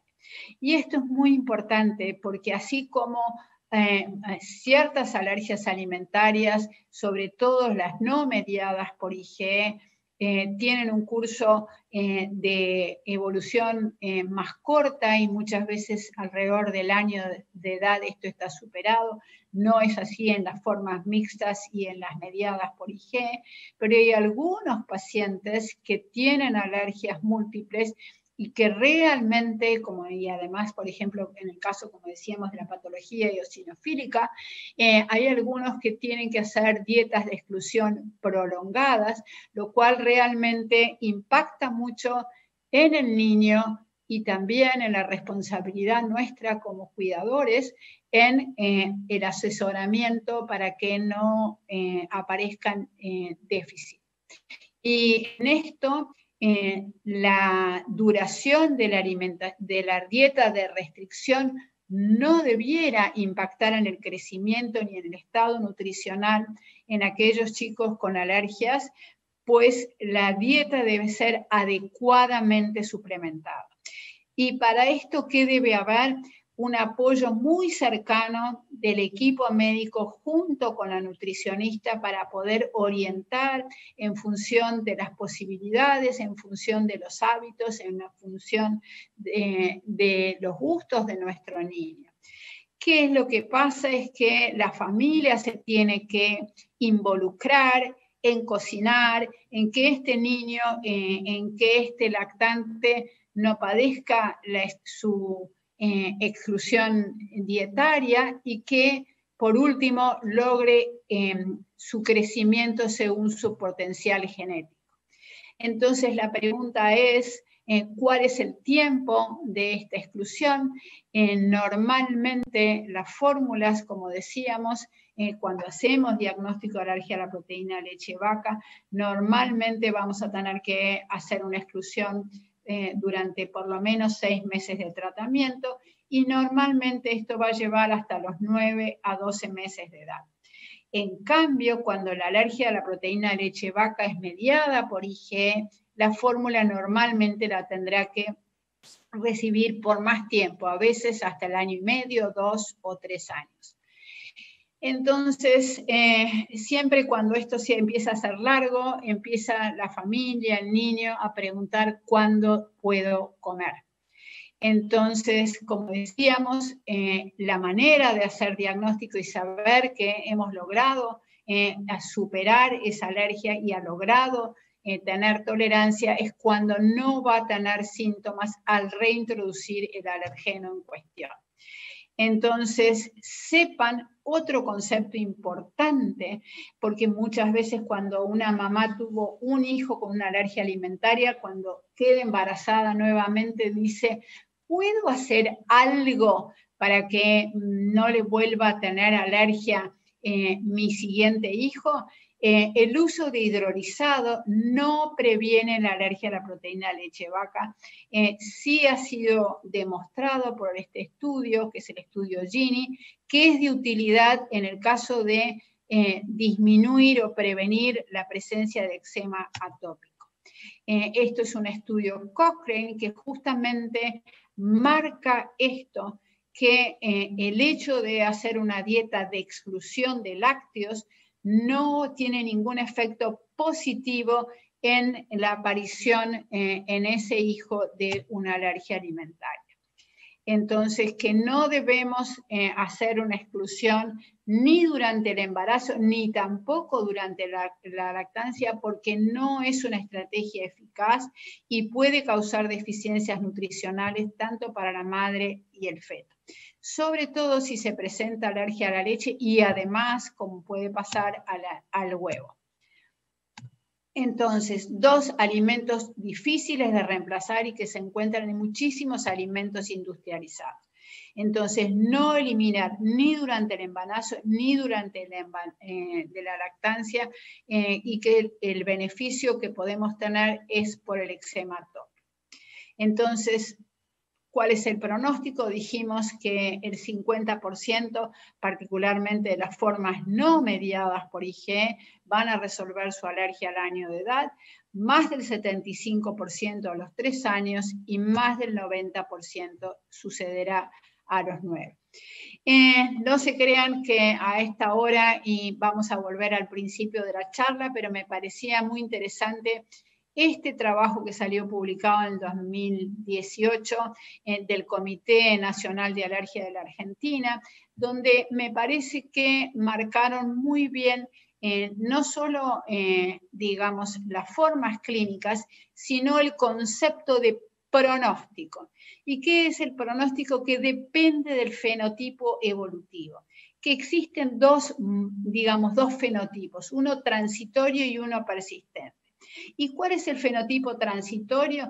Es esa alergia de inicio temprano, no mediada por IgE, que tiene síntomas predominantes gastrointestinales, donde incluimos la alergia a la proteína de leche de vaca, el huevo, la soja y el trigo, y algunas IgE mediadas. En cambio, ¿quiénes son las que no van a lograr tolerancia en forma temprana? Las IgE mediadas, aquellos que tengan atopía familiar, aquellos que tengan comorbilidades como el asma, la rinitis, cuando tienen presentaciones graves, cuando presentan síntomas con pequeñas trazas, particularmente las alergias al maní, los frutos secos, los pescados y los mariscos, y cuando hay persistencia y gravedad determinadas por la proteína responsable.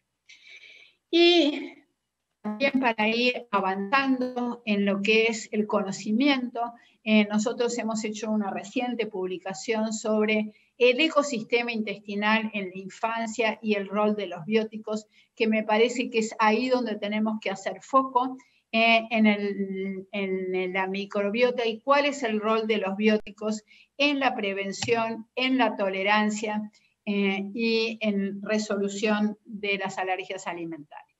Esto todos ustedes lo conocen y es la importancia de prevenir en el sentido de disminuir la sobreutilización tanto de antibióticos como de IVP, y de tener al parto vaginal sobre la cesárea.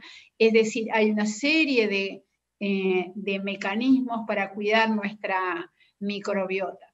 Nosotros hicimos también esta publicación un poco para llamar la atención en el riesgo de persistencia y severidad, particularmente en la patología eosinofílica con el antecedente de cesárea. En la serie de nuestros pacientes con patología eosinofílica, el porcentaje de cesáreas era particularmente elevado y esto es lo que está descrito. Entonces, ¿qué es lo que tenemos que hacer? Las 3A del tratamiento: suprimir el alergeno, en primera instancia lograr aliviar los síntomas a nuestros pacientes y finalmente adquirir tolerancia. ¿Y qué es lo que tenemos que hacer? Es de alguna manera tener en cuenta todos estos conocimientos y empezar a trabajar mucho en lo que hace a nuestro microbiota, en lo que hace a favorecer la lactancia materna, a parto vaginal y tener en cuenta que si tenemos que ir por una dieta de exclusión, tenemos que tener en cuenta los suplementos vitamínicos y, como decíamos, el uso de los bióticos. Y esto es muy importante para tratar de ver si podemos disminuir o prevenir la alergia alimentaria, o por lo menos cuando se desarrolla una alergia alimentaria, disminuir el tiempo de esta alergia. Y en ese sentido, y enfocándonos a la importancia de la disbiosis versus una microbiota saludable, resulta que nosotros los gastroenterólogos muchas veces en aquel lactante que está irritable, que llora, que vomita un poquito, nos estamos acostumbrando a darles IVP muy tempranamente. Y así como ya es claro que la sobreutilización de antibióticos ha aumentado toda la patología autoinmune, también es cierto que si estamos hablando de alergia alimentaria, tenemos que tener en cuenta que darle tempranamente inhibidores de bomba, desde luego, afecta la microbiota y genera una disbiosis. ¿Qué es lo que hemos hecho nosotros en nuestro medio para ayudar al niño y a su familia con alergia alimentaria? Creamos una clínica porque pensamos que es muy importante el trabajo interdisciplinario. ¿Por qué? Porque realmente esta es una patología que involucra al pediatra, al gastroenterólogo, al alergista y al servicio de alimentación, porque es un gran desafío, como decíamos, hacer una dieta de exclusión por 6 meses, por 8, por 1 año, por 2 o por 3. Junto con esto, y no me voy a demorar porque Erika y el doctor César han explicado todo esto divinamente bien, simplemente les quiero recalcar que hay que trabajar en conjunto y desde luego importancia es el aspecto psicosocial. Es decir, cualquiera que haya hecho alguna dieta de exclusión, puede ser hasta para adelgazar, baja en colesterol, o el que conoce lo que es una dieta en un celíaco, y hoy en día estamos aprendiendo en relación a las dietas de exclusión, por ejemplo, de lácteos, que tenemos que recordar que los niños mayores también pueden tener alergia a la proteína de leche de vaca, no son solo los bebitos, es que tenemos que trabajar en conjunto y el niño y la familia va a un consultorio donde estamos todos los especialistas y conjuntamente decidimos cuál es la dieta, cuáles son las vitaminas, cuáles son las pruebas, cuándo se debe hacer estas pruebas. Y para ir cerrando, me parecía importante este trabajo también del grupo latinoamericano de gastroenterólogos pediatras, que de alguna manera hizo un recuento de cuál era, de cómo se estaban usando las guías de práctica clínica en relación a la alergia, y lo cierto es que lo que se vieron es que las miradas son bastante en relación a alergia a la proteína de leche vaca, más allá de las muchas guías que existen, su uso es bastante diverso y variado, y que demostraron que hay bastante baja adherencia a las guías de práctica clínica, con lo cual tendremos que seguir trabajando para que nuestro mensaje llegue mejor y de esta manera ayudar en el manejo de la alergia a la proteína de leche vaca y a las otras alergias alimentarias. Para ir terminando, me parece que ya llevamos por lo menos más de medio año con el tema de la pandemia y el COVID-19, y me parecía que no podíamos hacer una charla hoy sin tener esta consideración de cuánto impacta en la vida nuestra y en la vida de nuestros pacientes. Y hay algo que sí es importante y es lo que ha venido a la teleconsulta y que ha ayudado muchísimo en el manejo de estos pacientes que muchas veces tienen muchísimas dudas, están muy preocupados, y a través de la teleconsulta lo hemos podido ayudar y orientar a apoyar en momentos bastante difíciles. Desde luego, también algo importante, y es que esta posibilidad de la interconsulta, incluso más allá de las fronteras de nuestro país, incluso de nuestros hospitales, estamos ampliando muchísimo la posibilidad de interconsulta, y esto es algo que hay que celebrar en esta patología. Entonces, para ir cerrando, la alergia a la proteína de leche de vaca es la alergia alimentaria más frecuente al comienzo de la vida. Para disminuir los riesgos de alergia a la proteína de leche de vaca, se recomienda parto por vía vaginal y alimentación con lactancia materna exclusiva durante los primeros meses de la vida. Las fórmulas extensamente hidrolizadas de origen lácteo son la primera opción para el tratamiento que no puede recibir lactancia materna cuando esta debe ser complementada. Las fórmulas de aminoácidos libres son una primera opción en casos específicos y en las formas graves como es la patología eosinofílica o cuando no hay una adecuada respuesta a las fórmulas con hidrolizados extensos. Reconocer el potencial alergeno y también el mecanismo involucrado es esencial para establecer pautas de seguimiento. Por cierto, y muy importante, que es el avance en el conocimiento de la microbiota y el rol de los bióticos es de gran valor, como ya ha sido demostrado en varios estudios y más tendrán que venir para avanzar en este tema. Es esencial trabajar en equipo para orientar al niño y a su familia en lo que es el soporte nutricional que permite un correcto crecimiento, así como cuál es el momento adecuado para el desafío. Disminuir la sobreutilización de antibióticos y de los IVP junto con trabajar en cuál es la mejor opción para cuidar la microbiota para el niño, para hoy, pero también pensar en su futuro. Reducir el tiempo de la enfermedad y por ende de la exclusión alimentaria va a mejorar la calidad del vida del niño y de su familia, así como, y no menos importante, disminuir los costos. Y cuando uno habla de costos, no es solo de económicos, sino de costos que uno diría psicosociales. La telemedicina ha resultado una herramienta útil para facilitar consultas provenientes de lugares alejados, así como promover, como estamos viendo en este caso, promover el intercambio entre colegas. Muchas gracias. Sigamos promoviendo la lactancia materna, el parto vaginal, y les presento, como ven, mi grupo de trabajo, que realmente el tema de alergia alimentaria es un tema que nos preocupa ya hace muchos años y a la que le dedicamos bastante tiempo. Por cierto, está abierto a las preguntas y quiero agradecer nuevamente el honor de haber sido invitado para compartir un tema que me apasiona. Muchas gracias. Muchas gracias, Marina. Les pido a todos que vamos a dar alguna respuesta a algunas preguntas.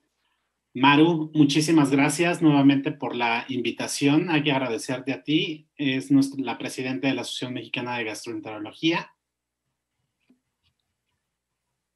Y bueno, vamos a empezar. Gracias, Rodrigo. Gracias, y gracias a todos los ponentes por esta excelente presentación.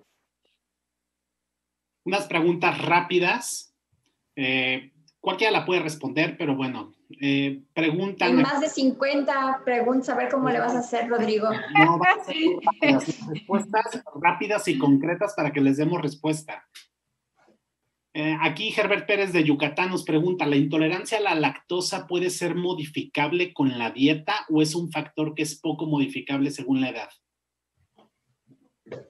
Bueno, en cuanto a esta pregunta, definitivamente una intolerancia a la lactosa podemos disminuir. Ahí acuérdense que habíamos comentado que era dosis dependiente.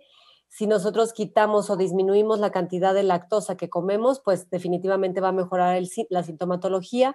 Incluso se pueden añadir algunas enzimas o lactasa oral, pero sí es totalmente modificable. Es decir, si yo quito la cantidad de lactosa, definitivamente los síntomas tienden a desaparecer. Claro, sin embargo, no porque comas más lactosa va a haber más lactasa, ¿no? O sea, eso no pasa.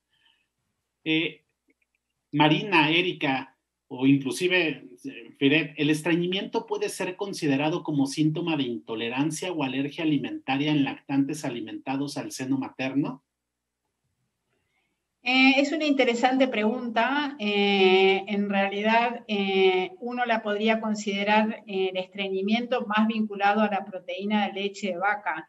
Digamos, una cosa es equivocarse en el concepto de estreñimiento en la lactancia materna cuando en realidad muchas veces es el ritmo habitual del lactante, la variabilidad que tiene en el ritmo defecatorio con la lactancia materna va desde 8 veces en un día a tener una deposición cada 8 días y ser exactamente igual de normal.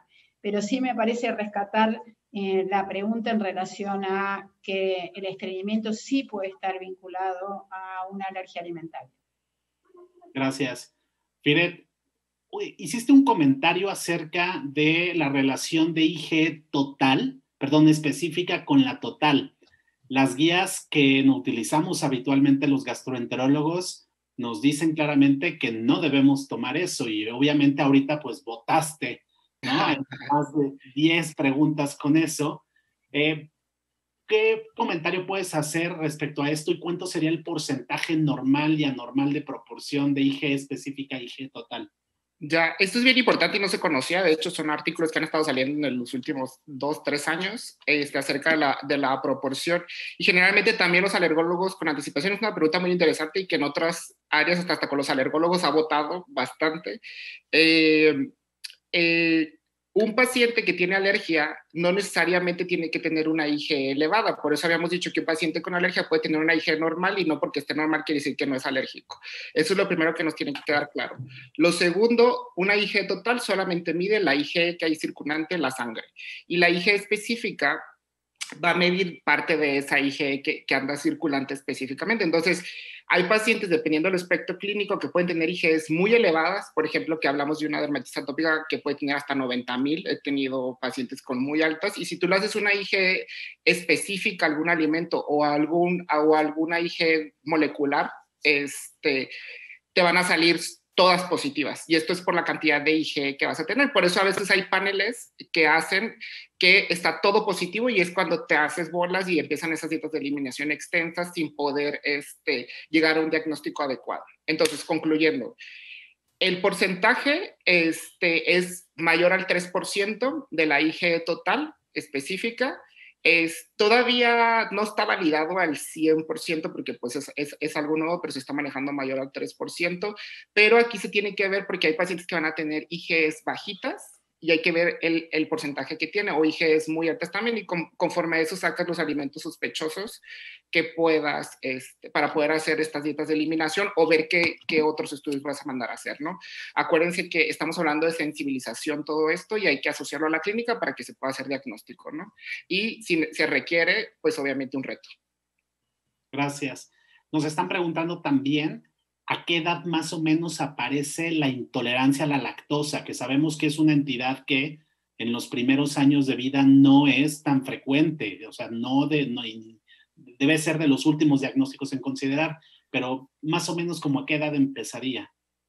Bueno, como decíamos, eso puede depender mucho de cada una de las poblaciones.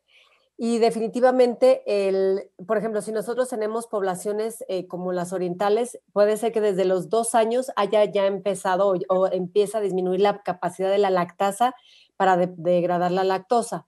Pero aquí tenemos que tener mucho cuidado. Aunque en algunos libros, en la mayoría de los libros, ustedes van a encontrar definiciones de de disminución de lactasa primaria, realmente nosotros no tenemos o no existen casos incluso publicados de una pérdida de lactasa de forma primaria. Es decir, que un niño nazca con pérdida de lactasa es prácticamente imposible.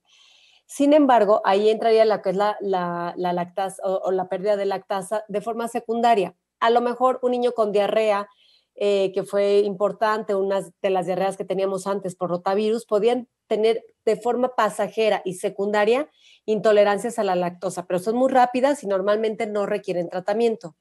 Donde se empieza a ver las manifestaciones, por ejemplo, puede empezarse a determinar, como les decíamos, en poblaciones, algunos mencionan a partir de los 20 años se empieza ya a disminuir, dependiendo de cada una de las poblaciones, esta capacidad de la lactasa, y la vemos más bien ya en adultos jóvenes de 30, 40, 50 años. Incluso hay muchos adultos a los 60, 70 años que no tienen intolerancias a la lactosa. Entonces, ahí sí tenemos que definir muy bien y no confundir, como decíamos, un niño con alergia a la proteína de la leche de vaca puede tener una intolerancia a la lactosa secundaria y va a ser pasajera en cuanto se recupera la vellosidad intestinal. Pero eso no significa que el principal problema sea la intolerancia a la lactosa, sino que su principal problema es la alergia. Y una vez recuperando la alergia, pues la pérdida de lactasa se va a regenerar sin mayor problema. Entonces dirías que probablemente si un niño que tiene alergia a la proteína de la leche de vaca, bastaría con que pasaran unas 2, 4 semanas, si acaso, con restricción de esa lactosa y ya podría recuperar. Porque hay varias preguntas al respecto. Firet, ¿tú qué piensas al respecto de esta situación de que si todo niño con alergia a la proteína de la leche de vaca tendría que quitársele la lactosa? ¿Habría algún mecanismo inmunológico factible al respecto? Pues necesariamente no. O sea, estos pacientes, solamente los que tienen alergia a la proteína de leche de vaca, pues no tienen que tomar nada que tengan leche, pues, como habló hace rato la doctora Marina. O sea, estos pacientes deben de hacer una dieta de exclusión específica completa, y sin nada que tenga trazas ni que tenga proteína de leche de vaca. Y por eso yo creo que me gustó mucho la plática de la doctora Marina, porque enfatizó mucho la parte del soporte nutricional, de la parte de lectura de etiquetas, la parte de cómo puede venir el etiquetado, porque muchas veces perdemos por los tiempos de las consultas explicarle a la mamá toda esta parte y creen que porque dice, o sea, que por no sé, que salir con la proteína y que diga lactosa, creen que no tiene leche, pero pues realmente pues sí tiene, ¿no? Entonces, igual me llamó mucho la atención también la parte esta de otras leches de animales que no deben de consumir, ¿no? También que esto es bien importante. Pero estos pacientes yo creo que, o sea, al final tienen que hacer su dieta de eliminación y que no tenga esta parte digo, no sé ustedes cómo lo vean, pero la parte de la lactosa pues va en sí, no hay todo. No debería haber mayor problema. Marina, hay muchas felicitaciones para los tres. Pero, Marina, te quieren preguntar de lo que comentaste acerca del inicio de la alimentación complementaria, de si hay verdadera evidencia respecto de la introducción de estos alimentos antes del año de edad, si pueda tener efectos protectores para las alergias. A ver, una cosa es el debate de cuándo debiera empezarse la introducción de la alimentación complementaria. Antes era de los 4 a 6 meses, después todas las sociedades pediátricas dijeron a partir de los 6 meses, y un poco instados por el tema de la ventana de oportunidad en relación a la enfermedad celíaca, es que los grupos europeos, el grupo europeo hicieron realmente un trabajo muy valioso con el Prevent CVD en relación a ver si la introducción temprana, y esta es una pregunta también en los países que hay mucho, digamos, alergia al maní, es cuánto impacta la introducción temprana de ciertos alimentos en la prevención o no de alergias. En el caso del gluten para la enfermedad celíaca, se vio que realmente el hecho de introducirlo tempranamente no impactaba favorablemente en que no se desarrolle enfermedad celíaca.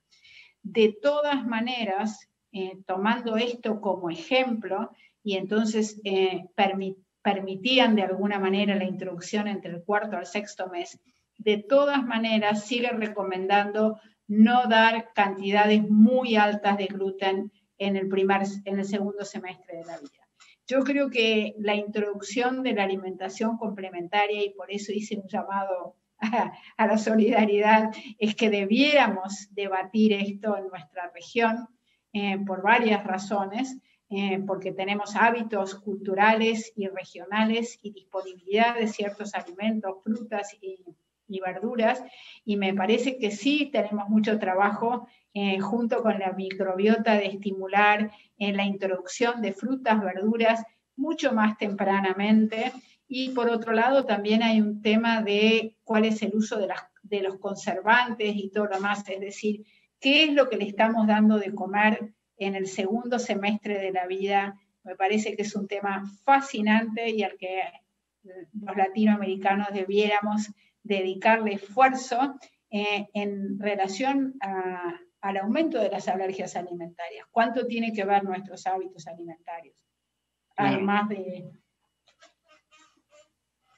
Cualquiera que quiera contestar, pero hablan acerca de cuál sería qué tan útil sería hacer pruebas de alergias serológicas o cutáneas en los primeros meses de vida. César, ¿cuál es tu opinión al respecto? Que es también un tema álgido. Mira, salió un artículo muy bonito, de hecho, en una plática lo vi, sobre que comparen pacientes neonatos, sobre todo pacientes, y les dieron seguimiento después, y les hicieron pruebas cutáneas y les hicieron IGs específicas a la leche, bueno, diagnóstico molecular prácticamente. De hecho, podemos hacer ya diagnóstico molecular en piel, se puede probar alfa, beta y caseínas en prueba cutánea, y aparte se puede mandar a hacer en sangre también. Este artículo está muy bonito porque le dieron un seguimiento a estos pacientes y vieron qué porcentaje variaba de los que habían hecho diagnóstico en el primer mes de vida, en el primer mes y en el segundo mes de vida, y le dieron seguimiento a los meses para ver qué tanto corroboraba la IG específica con la prueba cutánea, y vieron que sí tenía una buena correlación. La roncha que hacen los niños pequeñititos, sobre todo para leche, estamos hablando que son, generalmente las pruebas cutáneas que se hacen en los primeros meses de vida son para leche y huevo generalmente. Entonces, se vio que había una buena correlación y que sí era un método sensible para hacer diagnóstico en estos pacientes. La roncha sí la llegan a hacer los pacientes, no tan como un paciente adulto tan grande y tal, pero sí a niveles para hacer diagnóstico, ¿no? Más de 3 milímetros, pero sobre todo la más importante, sobre todo para esas edades, los primeros meses de vida, son las IGS específicas, ¿no? Y digo, se pueden mandar a hacer para leche o para huevo, cualquiera de las dos. Generalmente, como decía también la doctora Marina, nosotros cuando vemos un paciente con alergia a la proteína de leche de vaca, posteriormente también hacemos huevo, y bueno, en parte de mi formación fue en España, generalmente hacían los dos, sobre todo en niños un poquito más grandes, ¿no? Leche y huevo en conjunto. Y agregamos soya en algunas ocasiones también. Erika, nos preguntan por aquí que si existe como tal una prueba terapéutica con antihistamínico o esteroide previo a la ingesta del alimento sospechoso de intolerancia para discernir si es intolerancia o alergia dependiendo de la reacción que sea inhibida o no por el esteroide o antihistamínico. Suena raro, pero no es tan raro que hagan eso en la práctica clínica. Entonces, a ver si nos pueden aclarar un poco.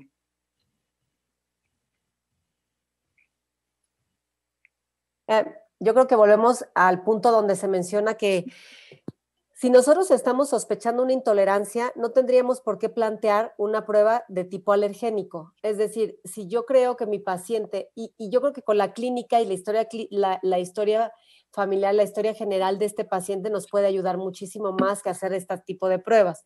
Si yo tengo un paciente que toda la sintomatología se queda en el intestino, es decir, no tengo sibilancias, no tengo lesiones en piel, no tengo lesiones en otro sistema que no sea nada más que algo de flatulencias, algo de distensión abdominal, algo de molestia abdominal, dolor abdominal, entonces me estoy evaluando, me estoy yendo mucho a una intolerancia a la lactosa. Entonces, el estudio para una intolerancia a la lactosa definitivamente no tengo por qué usar ni histamina ni por qué usar nada de esteroides, siempre y cuando yo estoy sospechando una intolerancia. Claro, si ya estoy sospechando una alergia, ya es algo totalmente diferente, ya me iría a todas las pruebas que nos explicaron perfectamente bien en las pláticas de la doctora Marina y del doctor. Entonces, sí es muy importante que nuestra historia clínica se base en una vigilancia, bueno, en una historia completa y obviamente en una explicación o en una detallada exploración física que nos determine si hay 1, 2 o 3 sistemas. Si solamente es el sistema digestivo, vámonos a intolerancia nada más y quitamos o disminuimos la cantidad de lactosa. Gracias. Marina, nos comenta Celina Guzmán desde Costa Rica que si puedes pues enfatizar sobre que un niño que está con lactancia materna, que tiene diagnóstico de una proctocolitis alérgica, que no se tiene que quitar la leche materna, sino que hay que hacer el esfuerzo y explicarle a la mamá. Un saludo a Celina y le agradezco muchísimo la pregunta. En realidad, más que una pregunta, es una fuerte sugerencia que acompaño.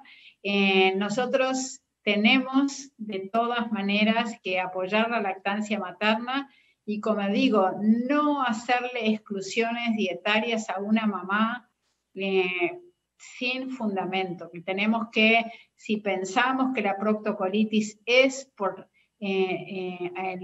algún mecanismo alergénico de la leche de la mamá, tenemos que hacer una prueba, demostrarla y seguir con la lactancia materna, apoyar la lactancia materna, darle calcio a esa mamá durante el tiempo que dure la exclusión alimentaria.